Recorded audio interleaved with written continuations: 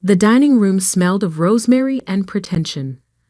Mom's antique crystal glasses caught the light from the chandelier, the one my sister Olivia had insisted they buy to upgrade the ambience.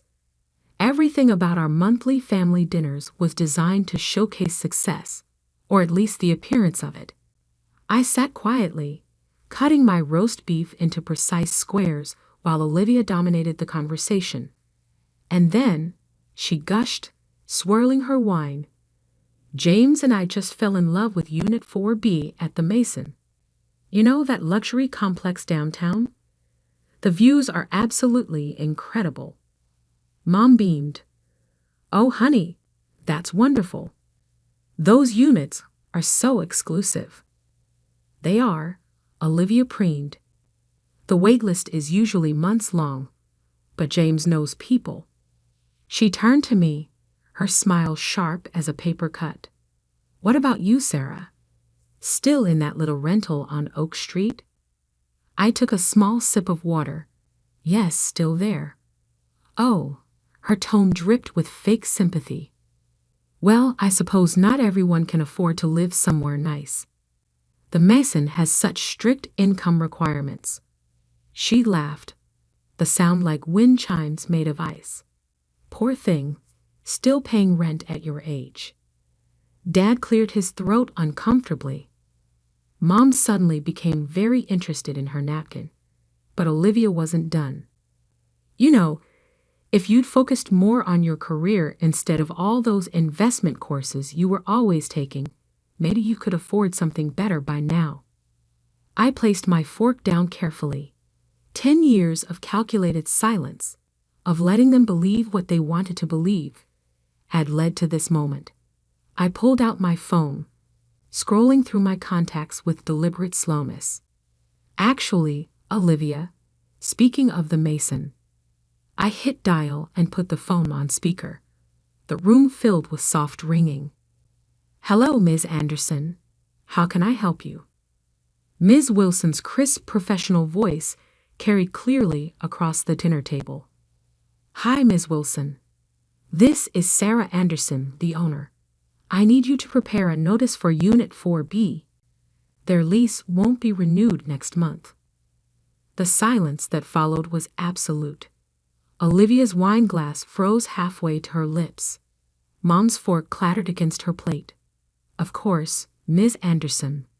I'll prepare the paperwork right away. Would you like me to deliver it personally, or send it through mail? Personal delivery, please. Tomorrow morning would be perfect. Consider it done. Anything else? No, that's all. Thank you, Ms. Wilson. I ended the call and returned to my roast beef, taking another small, careful bite. The meat had gone cold, but I barely noticed. I was too busy watching the color drain from Olivia's face as realization dawned. You're lying, she stammered. This is some kind of joke. I reached into my bag and pulled out a slim leather portfolio. Inside was the deed to the Mason, along with quarterly revenue reports and tenant listings. I slid them across the table without a word. But how? Mom's voice was barely a whisper. Remember all those investment courses you mocked? The ones that were wasting my time while Olivia was climbing the corporate ladder? I smiled slightly. Turns out they were quite useful. I bought the Mason 3 years ago through my holding company, along with 6 other properties in the city. Dad picked up the papers with trembling hands. These numbers, Sarah, this is... Yes, Dad. Your struggling daughter manages a real estate portfolio worth just over $40 million. I turned to Olivia, whose face had shifted from shock to something closer to horror. And yes, sis, the Mason does have very strict income requirements. Unfortunately, you and James fall just short of them for next year's lease terms. You can't do this, Olivia's voice cracked. We just finished decorating. We hosted a housewarming party last week. Actually, I can. It's my building. I stood up, smoothing my simple black dress. But don't worry. I hear there are some nice rentals available on Oak Street. Mom found her voice. Sarah, be reasonable. Your sister didn't mean. Yes, she did. I cut her off gently. She meant every word, every smirk, every subtle dig over the years. You all did. I picked up my bag, leaving the portfolio on the table. You were so busy looking down on me, you never bothered to look up and see what I was building. Please. Olivia's voice had shifted to something desperate. James' clients, our friends. We told everyone we'd be there for at least a year. I paused at the dining room door. You know what the funny thing is? If you'd ever once shown genuine interest in my life, asked about my work, treated me with basic respect, I would have given you that apartment for free. Family discount and all that. I glanced back one last time. But we're not really family, are we? We're just people who share DNA and a dining room once a month. The silence followed me out to my car, a modest Honda Civic that had been another source of their jokes. They didn't know about the Porsche in my private garage, or the beach house in Malibu, or the startup incubator I'd funded last year. They didn't know anything about me, really. And now, as I drove away from their perfectly manicured suburban life, I realized they never would, because I wasn't just the owner of their precious luxury apartment building. I was the owner of my own story. And for the first time in 10 years, I was finally letting myself tell it. My phone buzzed with texts, first from Olivia, then Mom, then Dad, each one more desperate than the last. I turned off the notifications and headed toward downtown, toward the Mason's gleaming glass tower, rising against the evening sky. My tower, my rules, my victory. Sometimes silence isn't just golden. Sometimes it's strategic. And sometimes, just sometimes, it builds empires while others are too busy judging to notice them rise. The next morning, I sat in my private office on the top floor of the Mason, watching the city wake up through floor-to-ceiling windows. The same windows Olivia had bragged about at countless social gatherings, never knowing her view was courtesy of her struggling sister. My intercom buzzed. Ms. Anderson? Ms. Wilson here. I've just delivered the notice to Unit 4B as requested. Thank you. How did they take it? Mr. James Davidson was quite vocal. He'd insisted on speaking with the owner directly. I smiled faintly. I'm sure he did. Please remind him that all communication needs to go through proper channels. Already done. Though, Ms. Wilson hesitated. There's something else. A woman is here to see you. Says she's your mother. I closed my eyes briefly. Of course. Mom always believed she could fix everything with a well-timed emotional appeal. Send her up. 3 minutes later, my office door opened. Mom stepped in, then stopped abruptly. I could see her taking in the space, the modern art on the walls, the custom desk, the view she praised so often in Olivia's apartment, not knowing an even better version existed just floors above. Sarah. She smoothed her designer blouse, clearly uncomfortable. This is quite an office. Thank you. Please sit. I gestured to one of the leather chairs facing my desk. She perched on the edge like she was afraid of settling in. Honey, we need to talk about what happened last night. Do we? You can't just evict your sister. Think about how this will look. I leaned back in my chair. Interesting. Your first concern is appearances, not the fact that your daughters haven't had a real conversation in years. That's not fair. We've always supported you. Have you? I opened my laptop, pulling up a folder I'd kept for years. Let's review, shall we? When I wanted to take that first real estate course, Dad called it throwing money away. When I started my investment company, you told everyone I was between jobs. When I missed Olivia's engagement party because I was closing my first major property deal, you said I was selfish and jealous of her success. We were worried about you. You were so secretive, never telling us anything. I tried. Every dinner, every holiday, I tried to share my work. But you were always too busy praising Olivia's latest promotion or James' new car or their perfect life in their perfect apartment. I closed the laptop softly. The apartment I own. Mom's face crumpled slightly. Why didn't you just tell us? Would you have believed me? Or would you have assumed I was lying to compete with Olivia? She didn't answer. She didn't need to.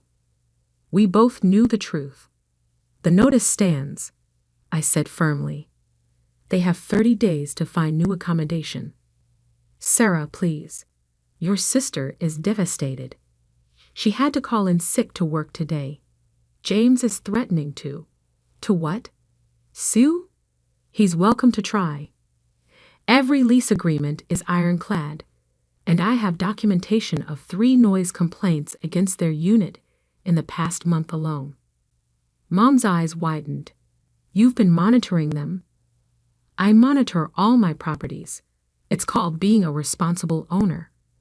I stood up, signaling the end of the conversation. Now, if you'll excuse me, I have a meeting with my development team about our new project in Seattle. Seattle? She looked lost. You're expanding there too? Among other places. I walked to the door, holding it open. You know, Mom, all those times you and Dad pushed me to be more like Olivia, to follow her path. Did you ever consider that I was building something bigger than a corner office and a luxury apartment? She stopped in the doorway, turning to face me. We just wanted you to be successful. I am successful. You just defined success too narrowly to see it. After she left, I walked to the window, watching her expensive car pull away from the curb. My phone buzzed, a text from Olivia. This is cruel, even for you. I typed back. No, cruel is 10 years of subtle digs and public humiliation. This is just business. Another buzz. Mom says you have properties in Seattle now. What else are you hiding? I smiled but didn't respond. Let her wonder. Let them all wonder. Ms. Wilson's voice came through the intercom again. Ms. Anderson? The development team is ready for you in the conference room. Thank you. Oh, and Ms. Wilson? Please start compiling listings for available units in the building. Similar size to 4B, but perhaps with slightly less desirable views. For your sister? No. For the 3 families on our waiting list who actually meet our income requirements. It's time to maintain some standards around here. As I gathered my materials for the meeting, I caught my reflection in the window. I looked different somehow, stronger, clearer, more myself than I'd ever been at those suffocating family dinners. My phone buzzed again. Dad, this time. We should talk. Over dinner, maybe? Your choice of restaurant. I left it unanswered. They'd had 10 years of dinners to talk to me, to see me, to understand what I was building. Now they could wait, because the empire I'd built in silence. It was just the beginning, and this time, I wouldn't be quiet about it. The next week unfolded like a carefully orchestrated symphony of consequences. I sat in my home office, not the modest Oak Street apartment they knew about, but my actual residence, a restored Victorian mansion in the city's most exclusive neighborhood, reviewing the security footage from the Mason. Olivia had shown up every day, alternating between demands and pleas with Ms. Wilson. James had tried legal threats, then bribes, then finally resorted to leaving desperate voicemails about family obligations. I watched it all with a detached sort of fascination, like observing specimens in a lab. Then came the email that changed everything. Ms. Anderson, I represent the Davidson family's interests in several commercial properties downtown. We've recently learned you're the owner of the Mason. I believe we could turn this unfortunate situation into a mutually beneficial opportunity. Perhaps we could discuss over lunch. Best regards, Marcus Sterling, Senior Partner, Sterling and Associates. I laughed quietly. James' father's law firm. Of course. They still thought this was a negotiation. I typed a brief response. Mr. Sterling? Thank you for your interest. However, I should inform you that the Mason is just one of 17 properties in my portfolio. This includes the building where Sterling and Associates currently leases its offices. Your lease is up for renewal next quarter. I look forward to reviewing your firm's application along with other potential tenants.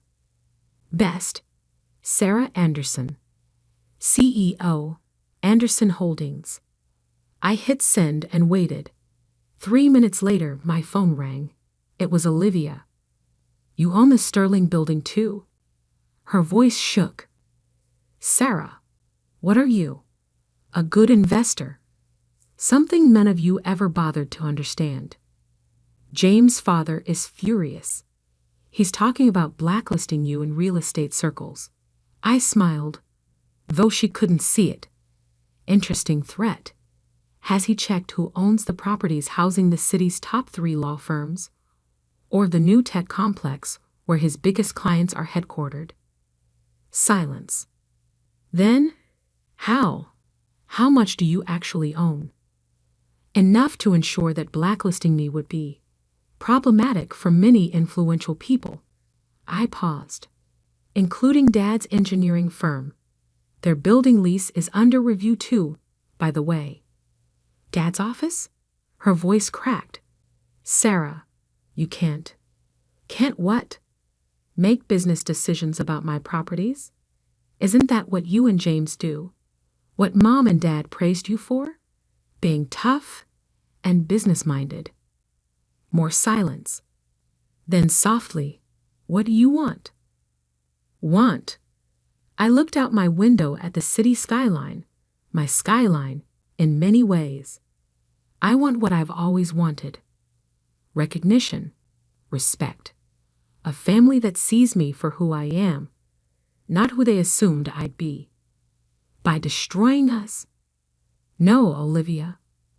By showing you who I've become while you were too busy looking down to look up. I sighed. Check your email in an hour. You'll find a list of available properties within your actual budget. Not as prestigious as the Mason, but decent. Consider it a professional courtesy. That's it? That's all you have to say? No.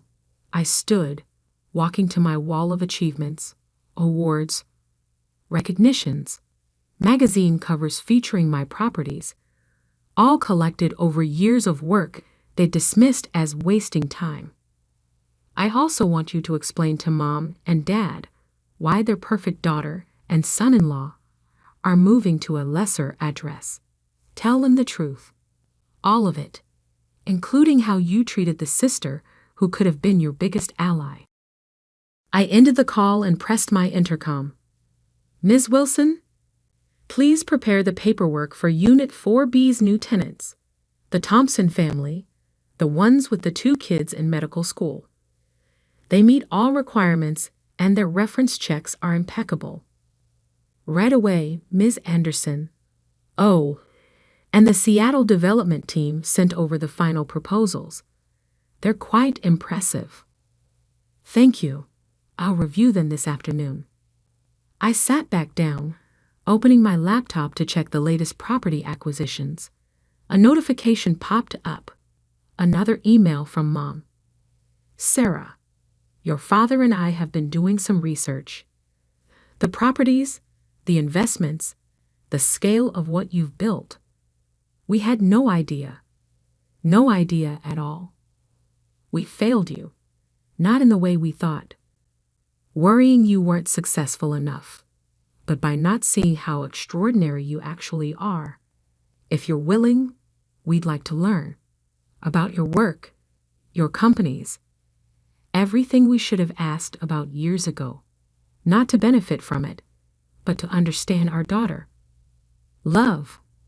Mom. I read it twice, then pulled up my calendar. After a moment's consideration, I blocked off next Thursday evening and typed, "Dinner at 7. My office. Come ready to listen. Sarah." Then I turned back to my work, to the empire I'd built in silence, to the future I was still creating.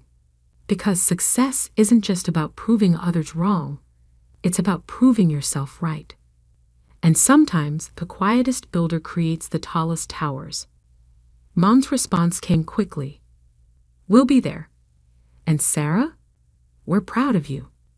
We should have said that years ago. I didn't reply. They'd need to prove it with more than words this time. But as I looked out at my city, at the buildings bearing my invisible fingerprints, I felt something shift. Not forgiveness, not yet, but perhaps the foundation of something new. Sometimes the best revenge isn't serving it cold, it's serving it with a side of enlightenment. And as the sun set over my skyline, I smiled, knowing that tomorrow would bring another day of building, growing, and rising. Not in silence anymore, but in the clear, bright light of truth. Because I wasn't just Sarah Anderson, the overlooked sister. I was Sarah Anderson, CEO, property mogul, empire builder. And finally, everyone knew it.